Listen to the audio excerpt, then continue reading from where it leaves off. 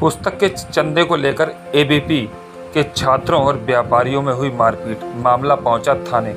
आपको बताते चलें, अखिल भारतीय विद्यार्थी परिषद के छात्रों और व्यापारियों में हुई चंदे को लेकर कहासुनी और मारपीट।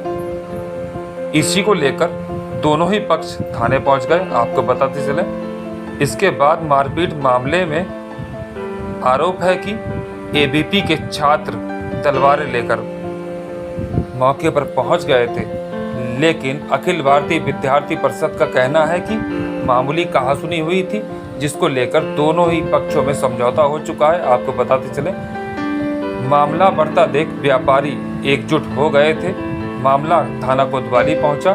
फिलहाल दोनों ही पक्षों में समझौता हो गया है और कोई भी पक्ष किसी भी तरह की कोई भी कार्रवाई करना नहीं चाहता है।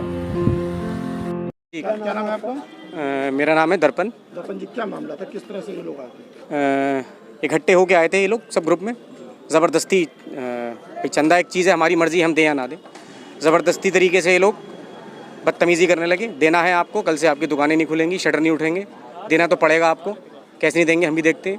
बहुत ज़्यादा बदतमीज़ी करी। उसके बाद बगल में एक दुकान है कृष्णा क्लॉथ स्टोर, वहाँ के जाके लड़के को बहुत मारा। उसको भी नहीं, का भी ये ऑब्जेक्शन था, भाई हमारी मर्जी, हम देना दें। हम उसकी दुकान तक का फर्नीचर तक तोड़ दिया। बहुत बदतमीज़ी करी है। फिलहाल आज तक ऐसा बड़े बाजार में कभी नहीं हुआ। कौन लोगों, किस संगठन के लोग? ये एबीवीपी, अखिल भारतीय विद्यार्थी परिषद। वही कार्यालय है पास? जी, पास में ही सामने कार्यालय है, कटरा मांडरा गेट पे कार्यालय है। ऊपर तो हथियार भी आए थे कुछ साथ में? अब जी शायद लकड़ी, डंडे हाथों में तलवारें ये सब लेके, और आज तक जो कि बड़े बाजार में बहुत एकता रहती है, आज तक ऐसा कभी नहीं हुआ जो यहाँ बदतमीजी इस बार हुई है बड़े बाजार में। लोगों को चोट लगी होगी? व्यापारी लोगों में 3 से 4 लोगों को चोट लगी है।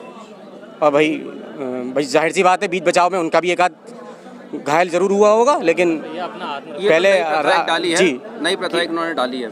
चंदे पहले भी कभी दुकानदार पैसे लिए जाते थे? आते थे, बड़े प्यार से ले जाते थे डोनेशन, अपना जो डब्बा लाते थे, अपनी जो मर्जी हो डाल दीजिए आप। लेकिन इस तरह से आज जो बदतमीजी आज हुई है वो कभी नहीं हुई। धन्यवाद। मेरा नाम गौरव यादव है, विद्यार्थी परिषद से प्रदेश से मंत्री। रंगदारी का क्या?